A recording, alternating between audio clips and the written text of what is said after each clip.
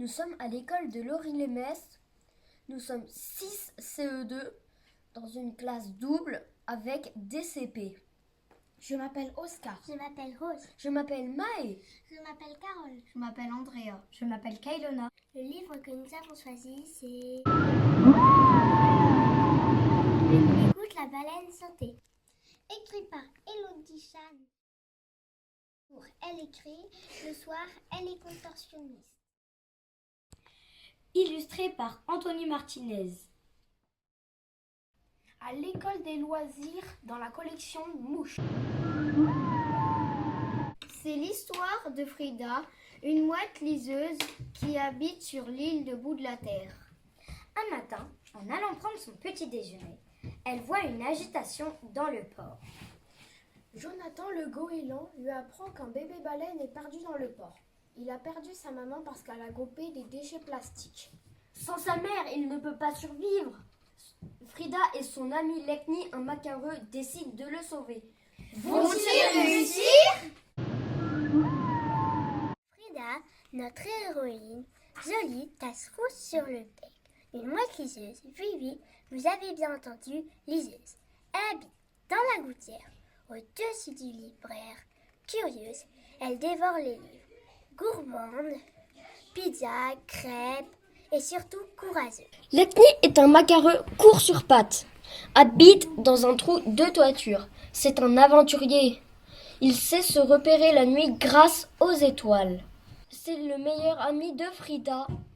Et seuls les vrais amis sont là à vous suivre, même pour sauver une baleine. Frida va chercher de l'aide auprès de Copernic, un mouton noir. Il a 120 ans. Il lit l'avenir dans les crottes de lapin. Il donne des indices mystérieux. La grenouille ne sait rien de la haute mer. Qui cherche l'océan doit suivre les mouettes. 48 degrés nord, 5 degrés ouest. Minus est un enfant qui habite dans une jolie chambre ronde avec des étoiles phosphorescentes au plafond, dans une lucarne en haut du phare. À l'aide de son pédalo jaune et blanc, il va essayer d'aider nos amis. Mais Frida rencontre un obstacle. Le gang des Charlie, bourré de puces. Schlang, un charroux à l'odeur de poubelle. Schlass, ce tigre gris et blanc avec un œil crevé. Et Skinch.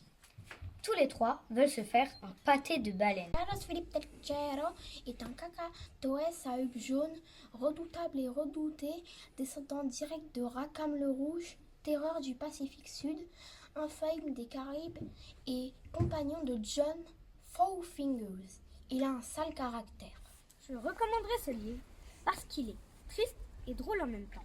Oui, très drôle avec ses expressions familières comme le piaf, chaparder, avoir la fringale, connaître le coin.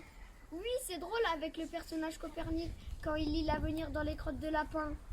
Il y a de la tristesse parce que la baleine est morte à cause des déchets. Mais il y a beaucoup de rigolade avec Copernic et Frida qui fait des fientes sur Copernic et sur le store de la boutique de souvenirs. Il y a des haïkus qui apportent de la poésie. Le soleil, tel la lanterne d'un phare dans le ciel orangé. La mer immobile, elle reflète le ciel. On dirait un miroir. Le roman fait réfléchir à la pollution, aux déchets plastiques.